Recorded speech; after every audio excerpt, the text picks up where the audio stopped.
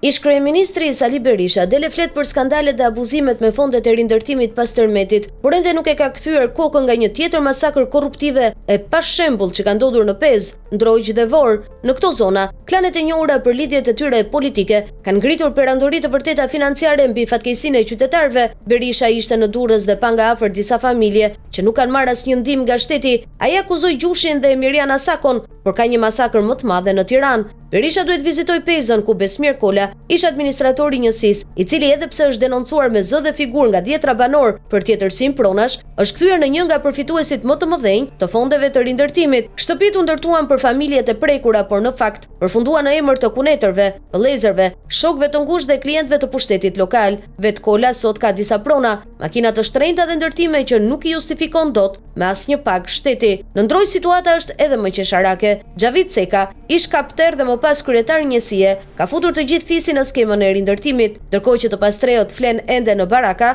njerëz pa asnjë dëmtim në banesë kanë marrë ndihma, grante dhe madje edhe apartamente. Burime brenda bashkisë pohojnë se janë dhënë mbi 100 lekë ndërtimi në tokë shtetërore në emër të njerëzve të lidhur me Xhavitin, e gjitha kjo me heshtjen kriminale të institucioneve. Blerim Shera, i njohur ndryshe si mamuthi i rindërtimit, ka ngritur një rrjet të mirëfillt zhvatjeje. Toka shtetërore e dhuruar për të prekurit nga tërmeti është përvetësuar nga miqtë e tij. Shera ka bler vila në gjërin e Lalzit, apartamente në Tiranë dhe një flot makinash luksoze. Ai nuk është thjesht zyrtar lokal, është simboli i asaj që ndodhi pas tërmetit, grabitje me vula, me tender dhe me emra fals. Ndaj, në vend që Sali Berisha të vazhdojë të dëgjojë vetëm fjalët e atyre që s'kan parë gjë tjetër veç ekranit të Edi Ramës, le të shkojë vetë në Pezë, në Ndrojq, në Vorë, le të flasë me njerëzit, le të shohë shtëpitë e rënuara dhe pallatet e reja të oligarkëve lokal. Aty ndodhi një nga vjedhjet më të rënda që ka parë Shqipëria në dekadën e fundit. Mos harrojmë që kemi dhe një pastor që gjezdis fshat më fshat, sikur të ketë zbritur nga qielli. E kemi fjalën për Toni Gogun, që harron se